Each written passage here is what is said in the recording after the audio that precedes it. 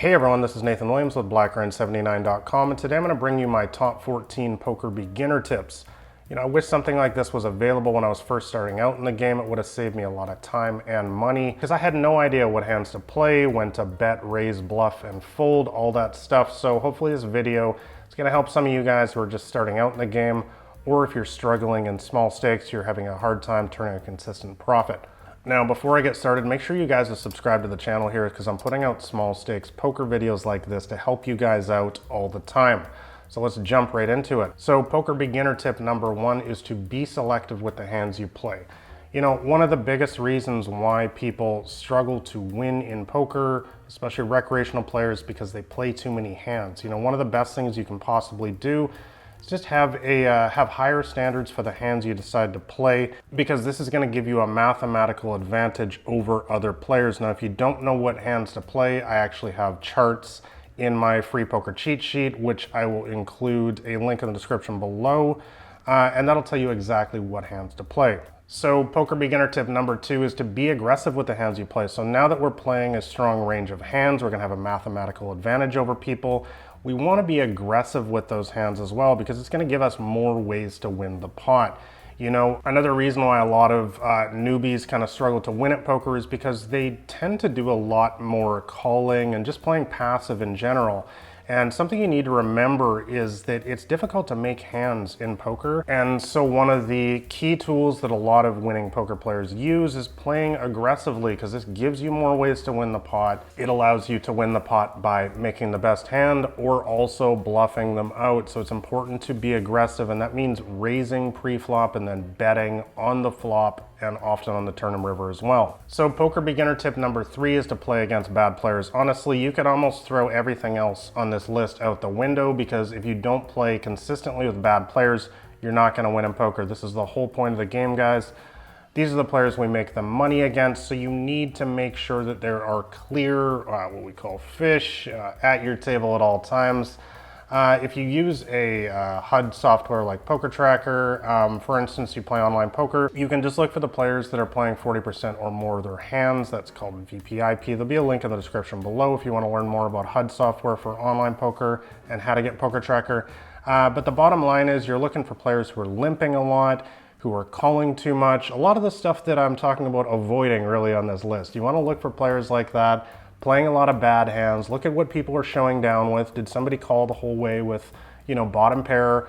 You want to be looking for players like this and making sure that they're always at your table. So poker beginner tip number four is don't bluff too much. Now, we were just talking about how at the lower stakes, we want to play against a lot of bad players, who call too much. And most players in general at the lower stakes do call too much. So the worst thing you can do is try to bluff these guys, because they're just going to call you down. So you really want to avoid bluffing too much in most small stakes games. So poker beginner tip number five is to make lots of value bets. So the flip side of not bluffing too much is to bet when we have the best hand. That's called a value bet in poker. It's typically when you have a hand like top pair, maybe a straight, a flush, a really strong hand, two pair, trips, something like that. This is the situation where a lot of people actually slow play too much at the micros and small stakes poker.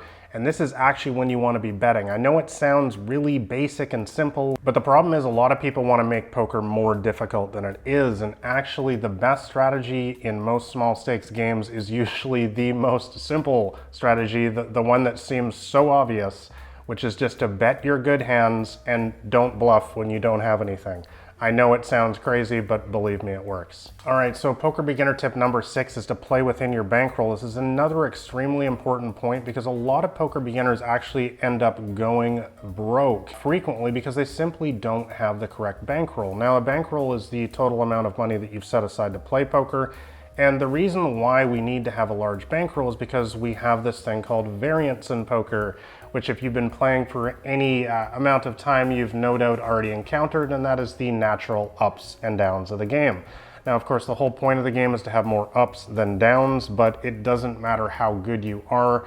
You're going to have losing days no matter what. There's going to be days you sit down and there's just nothing you can do. You're getting bad beat after bad beat. And this is why you need to have a large bankroll to play. I suggest for cash games, having at least 30 buy-ins for any game you play in. Now I'm talking about the full buy-in. So if you're playing, for instance, in a 50-cent $1 game online, the maximum buy-in is $100. So 30 buy-ins would be having $3,000 in your bankroll. Obviously, play lower stakes than that. You're not going to need quite as much money. And with tournaments, I suggest having even more buy-ins. I suggest having around 100 buy-ins. So if you're playing, for instance, $10 tournaments, you'd want to have $1,000 in your bankroll. And the reason why I suggest a higher bankroll in tournaments is because there's even more variance in tournaments. Sometimes you're going to go weeks or even months without any kind of significant score.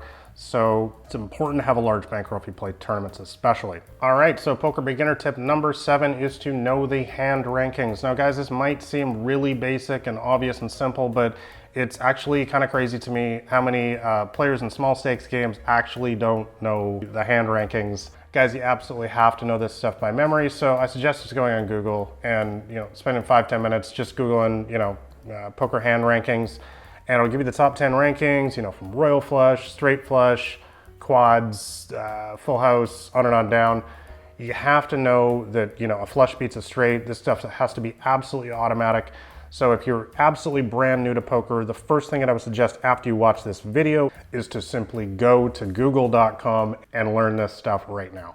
All right, so poker beginner tip number 8 is to don't chase draws too much. This is something that a lot of beginner poker players is a big mistake that they make, is chasing too much when they have a straight draw or a flush draw. Now, what do I mean by chasing? Now, we already talked about how calling is not always the best way to play poker because it only gives you one way to win, which is by making the best hand. So a lot of times when you have a flush draw or a straight draw, you might actually want to be raising instead of just calling.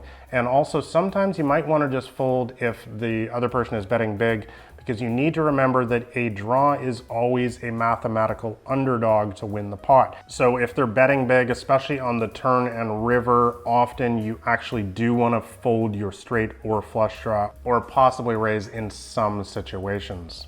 Okay, so poker beginner tip number 9 is don't play high stakes. Now this one really should seem pretty obvious for newer poker players, but this is also a big mistake that a lot of poker players make, is they try to jump into high stakes games right away, or even mid stakes. Guys, you need to remember that when you're playing in higher stakes games, you're going to run into people who have been studying the game, who've been playing a lot longer than you, and in many cases they're professionals. Now, if you're just starting out in the game, you're like the fresh fish for them, So I really highly suggest playing in low stakes games, especially if you're a beginner. So if you're playing live in the casino, maybe that's a $1, $2 cash game or a low buy-in tournament. And if you're playing online poker, it's even easier because you can literally play cash games online for as little as like a $2 buy-in, the 1 cent, 2 cent games, or you can play tournaments for like 50 cents or $1. I highly suggest starting out in these games. Guys, just prove to yourself that you can beat each level along the way. Don't get an ego in this game, guys. It holds so many people back. Prove to yourself that you can beat the lower stakes first and then go challenge the better players at higher stakes. All right, so poker beginner tip number 10 is to don't play too many tables. This is another big mistake that a lot of poker newbies make, is trying to copy their favorite online poker hero who plays 20 tables at a time. I've played 20, 30 tables at a time myself for many years, but I do not recommend most poker beginners to do this because it's going to be too much for you.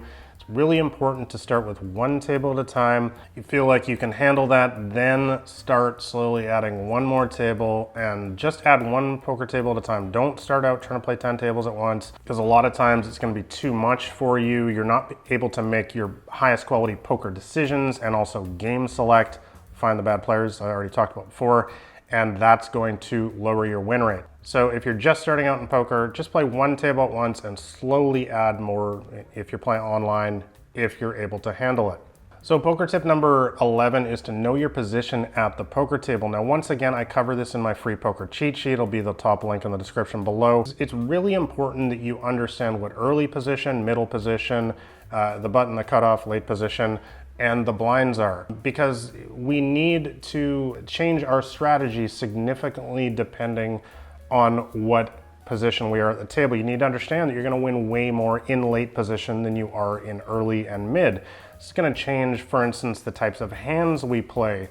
how we choose to play our draws, when we choose to bluff, raise, fold, all that kind of stuff. So it's very, very important that you know your position at the poker table. Once again, for all of this kind of basic stuff, I just highly recommend reading my free poker cheat sheet because it explains it all to you step by step. All right, so poker beginner tip number 12 is to use a poker HUD training program. Now, I already talked about this before. I use Poker Tracker, used it for many years, and basically, if you play online poker, it's going to give you data on your screen just so you know what kind of player types you're up against. Really important in the fast-paced world of online poker, especially if you're multi-tabling or you're playing a format like Zoom. It's just really, really important to have quality reads on your opponents at all times.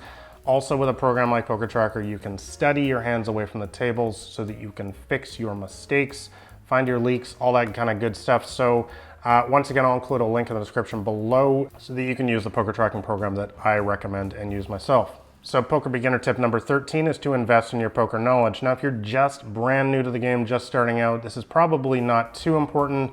But if you take poker seriously and you really want to accelerate your learning curve and you want to get to mid and high stakes much more quickly, I would highly suggest reading some high quality poker strategy books, maybe studying a poker training course, or even just watching YouTube videos like this, or possibly hiring a coach as well when you get to higher stakes. One of the great things about poker these days is there's never been more quality training material out there to help you quickly accelerate your game.